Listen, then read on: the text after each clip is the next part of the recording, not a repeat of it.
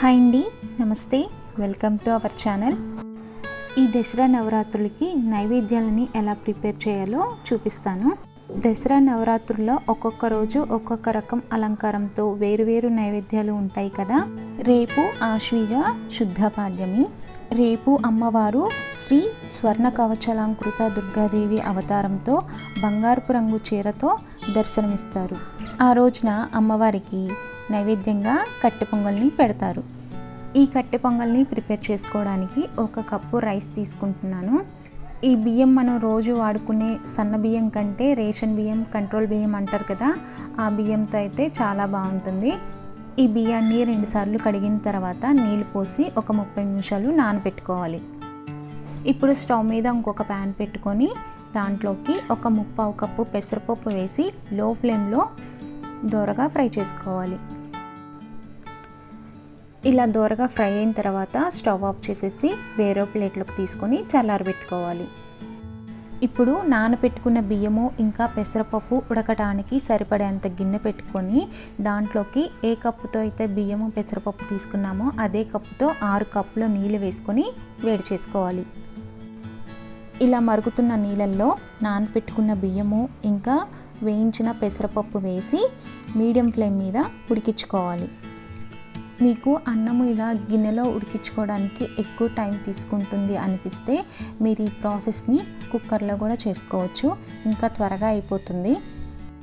కుక్కర్లో ఉడికించుకునేటప్పుడు కూడా ఇదే ప్రాసెస్ ఉంటుంది. 6 కప్పుల నీళ్ళు వేసి బియ్యము ఇంకా పెసరపప్పు వేసి మూత పెట్టి ఒక 3 విజిల్స్ వచ్చేంత వరకు ఉడికించుకుంటే సరిపోతుంది.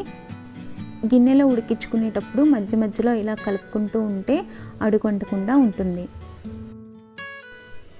కొద్దిసేపటికి అన్నం అనేది మెత్తగా ఉడికిపోతుంది కదా. ఇంకొద్దిగా ఎసరు ఉన్నప్పుడు స్టవ్ని లో ఫ్లేమ్లో పెట్టేసుకొని ఇంకొక స్టవ్ మీద ఒక ప్యాన్ పెట్టుకొని 3 to 4 టేబుల్ స్పూన్ నెయ్యి వేసుకోవాలి. నెయ్యి వేడైన తర్వాత ఇందులోకి 1 ఇంచు అల్లం ముక్కలు, 2-3 పచ్చిమిర్చి ముక్కలు వేసుకొని ఫ్రై చేసుకోవాలి. ఇవి ఫ్రై అయిన తర్వాత ఇందులోకి 2 ఎండుమిర్చి కూడా వేసుకొని ఫ్రై చేసుకోవాలి.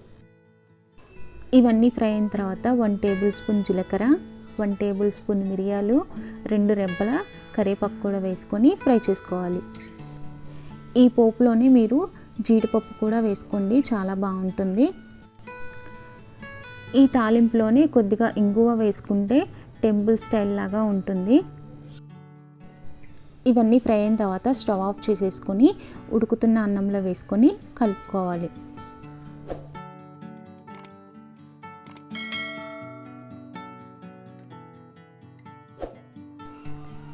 పోపు వేసి కలుపుకున్న తర్వాత ఇందులోకి రుచికి తగ్గట్టు ఉప్పు వేసుకొని కలిపి ఒక 10 నిమిషాలు లో ఫ్లేమ్లో ఉడికించుకోవాలి. ఈ కట్టె పొంగల్ని ఇలా లూజ్ కన్సిస్టెన్సీ ఉన్నప్పుడే స్టవ్ ఆఫ్ చేసేసుకోండి, ఎందుకంటే ఆరిపోయిన తర్వాత కొంచెం గట్టి పడుతుంది ఇది. ఇప్పుడు స్టవ్ ఆఫ్ చేసేసి అమ్మవారికి నైవేద్యంగా పెట్టుకోవటమే. చూసారు కదా పొంగల్ని ఎలా ప్రిపేర్ చేయాలో. ఈ రోజున అమ్మవారికి కట్టు పొంగల్ని ఎందుకు నైవేద్యంగా పెట్టాలి అంటే దాని వెనుక చాలా రీజన్స్ ఉన్నాయి. దాంట్లో ఒకటి ఏంటి అంటే ఈ పొంగల్లో మిరియాలు వేసి చేస్తాం కాబట్టి భూత ప్రేత పిశాచాల దోషాలు ఏమన్నా ఉంటే తొలగించి అమ్మవారు మనకంతా మంచి చేస్తారని చెప్పి కట్టె పొంగల్ని నైవేద్యంగా పెడతారు.